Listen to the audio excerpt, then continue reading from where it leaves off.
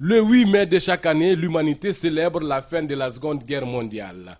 Un conflit qui a connu la participation des troupes africaines aux côtés de la France.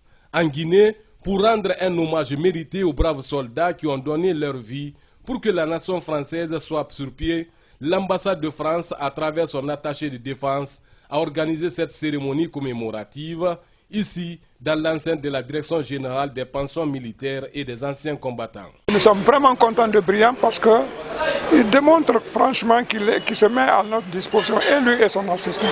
Qu'il me soit donc permis d'abord de remercier les initiateurs et les organisateurs de la présente cérémonie commémorative du 8 mai 1945, ici à Saint-Fil, sur le site du combattant. Une première que nous saluons et que nous souhaitons voir se pérenniser. Que les années à venir incrustent cette commémoration en ces lieux dans notre tradition pour immortaliser les sacrifices de nos devanciers anciens combattants, connus et anonymes. La Deuxième Guerre mondiale qui a débuté le 3 septembre 1939 suite à l'invasion de la Pologne par l'Allemagne nazie est jusqu'à nos jours le plus coûteux des conflits en vies humaines.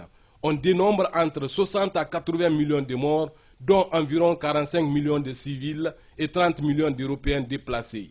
L'idée était de réunir, à l'occasion du 8 mai 1945, l'ensemble, ou en tout cas la plupart des anciens combattants et des veuves disponibles, de façon à se retrouver autour d'un déjeuner. On parle de tirailleurs sénégalais parce que les premiers étaient du Sénégal. Mais les régions ayant fourni le plus gros contingent correspondraient pour les pays actuels au Mali, au Burkina Faso et à la Guinée. C'était plus de 150 000 hommes pour la Seconde Guerre mondiale.